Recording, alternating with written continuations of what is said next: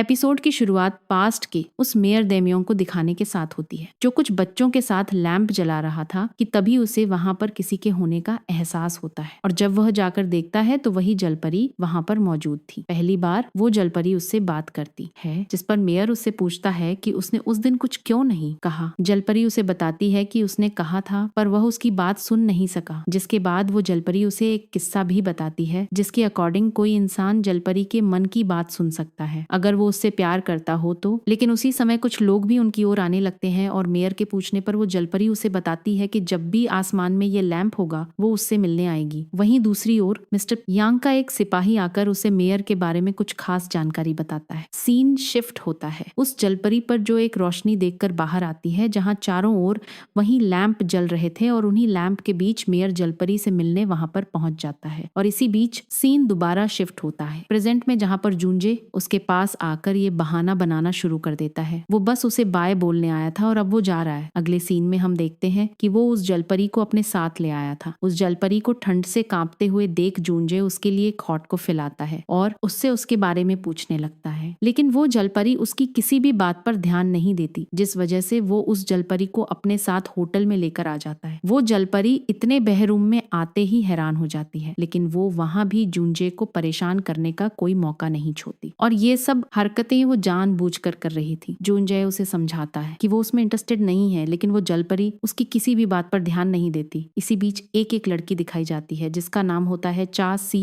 ए। जूनजे को कॉल करने की कोशिश कर रही थी, लेकिन जूनजे फोन नहीं उठा पाता। वहीं हमें पता चलता है कि चा सी ए कंजर्वेटेड साइंस स्टूडेंट है जो कि आर्टिफैक्ट्स पर रिसर्च करती है और वो जूनजे को पसंद भी करती है। जिसके बाद सीन शिफ्ट होता है उसी लेडी पर जिसे जूनजे ने चूना लगाया था और वो इस चीज से बहुत ज्यादा गुस्से में थी, क्योंकि सभी को पता चल चुका था कि कुछ फ्रॉड लोगों ने उसे बेवकूफ बना दिया है। जिसके बाद वो उन सभी लोगों को, उन तीनों को पकड़कर लाने का ऑर्डर देती है, खास तौर पर जूनजे को। इसी बीच हमें जूनजे को दिखाया जाता है जो कि लैपटॉप पर कुछ देख रहा था, लेकिन उसी समय वो जलपरी पीछे से आकर जूनजे को डरा देती है। उस जलपरी का पूरा फोकस सिर्फ लैपटॉप पर था, जिस वजह से जूनजे वो लैपटॉप जलपरी को दे देता है और सोने चला जाता है। नेक्स्ट मॉर्निंग जूनजे उठकर आता है। वो ये देखकर हैरान हो जाता है कि वो जलपरी पूरी रात उसके लैपटॉप को ही देख रही थी। वो लैपटॉप लेने की कोशिश करता है पर वो उसे लैपटॉप नहीं देती और उसी समय जूनजे को एक कॉल आता है और ये कॉल नामदू का होता है। वो उसे बताता है कि वो एक बहुत बड़ी मुसीबत में फंस चुका है, क्योंकि उस लेडीज ने जूनजे को पकड़ने के लिए कुछ आदमियों को उसकी लोकेशन पर भेज दिया है। यह सुनते ही जूनजे अपना सामान पैक करने लगता है और उस जलपरी को वहां पर छोड़कर जूनजे वहां से बाहर भाग जाता है। जब तक वो जलपरी समझ पाती तब तक जूनजे वहां पर वापस आ जाता है, क्योंकि वो लोग उस होटल तक पहुंच चुके थे। इधर वो लोग उसे ढूंढना शुरू करते हैं, वहीं जूनजे अपना दिमाग लगाना शुरू कर देता है। कुछ ही देर बाद वो लोग जूनजे के रूम तक पहुंच जाते हैं, लेकिन अंदर घुसते ही वो सब एक बम को देखकर नीचे जमीन पर लेट जाते हैं। लेकिन असल में वो बम नहीं था,